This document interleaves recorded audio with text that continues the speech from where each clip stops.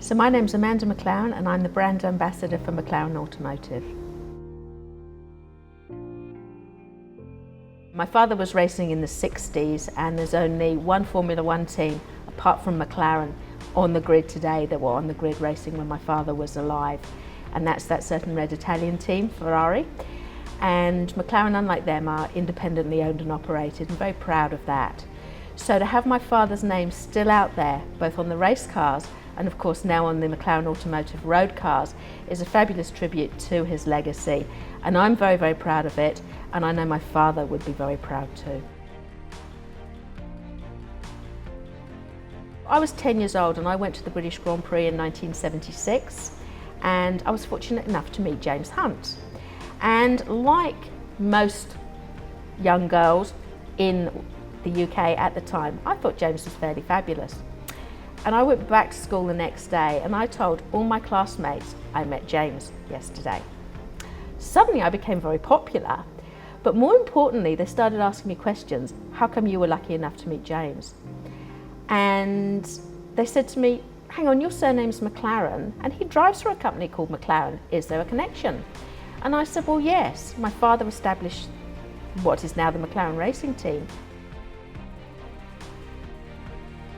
I have a number of favourites, really for different reasons. I mean, obviously the late great Ayrton Senna was just an incredible driver, but I really admire Alain Prost for his precision and how meticulous he was with his driving. It's very, very exciting. I mean, 6 years ago the company didn't exist, and we're doing what we're doing now with our fabulous range of products. And with our Track 22 plan, Mike Fluid, our CEO, has said that there will be 15 new models or derivatives of our cars by 2022. So very, very exciting. I can't wait to see some of those cars.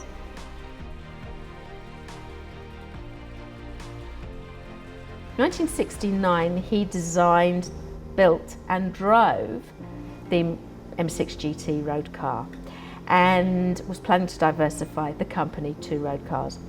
After his death in 1970, unfortunately, the other directors didn't really share that vision, and so the plan was shelved. So what has happened now, 45 years later, is that McLaren Automotive are doing what he wanted, making his dream come true. She's the only one in the world, and she's still on the original brakes and tyres, and I was told this as I got into the car. I'd never driven the car before, I'd never even started it up.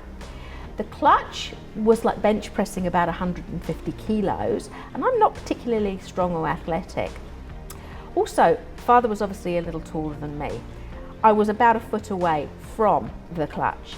So seat doesn't move, they put about 3 pillows behind me, and I'm now about 6 inches from the windscreen.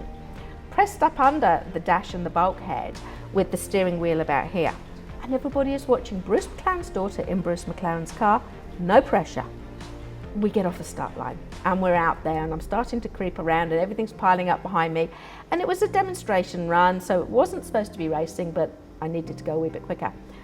Actually, the quicker the car got, the easier it got. It got a little bit lighter, but it was still, there was no power assist, and I understood why the drivers during the 60s and early 70s had such big shoulders and big necks, because getting this car around the corners, I did 3 laps and I was exhausted. But what an absolute honour to be asked to drive that car, to be given the privilege to do that. Always got to support the Kiwis. You know, New Zealand drivers through the years have always done particularly well, and I think part of that is the young age with which you can drive in New Zealand, and the amount of land, so everyone's got access to a farm, drive the old cars on that, learn how to handle them, learn car control, and then we still got a lot of gravel roads, probably a bit like Scandinavia where a lot of the great rally drivers come out of. But yes, it would be fabulous to see a Kiwi in Formula One, but you know, Scott and the other boys are doing well in some of the other forms of motorsports, so very supportive of all of them. Every car that goes out of this facility, whether it be for the racetrack or for the road, has got my father's name on it. It's a little surreal, to be honest, but what a fabulous legacy for a daughter to see her father's and her name on the cars that are going out of here, absolutely. To walk into a building like this every day, I use the word work in inverted commas now really. It's been open now for over 10 years and it's an absolute icon of design and British engineering in itself, as well as what goes on inside with all the McLaren group of companies and McLaren Automotive. Working in an environment that is noisy, cluttered, dirty isn't productive.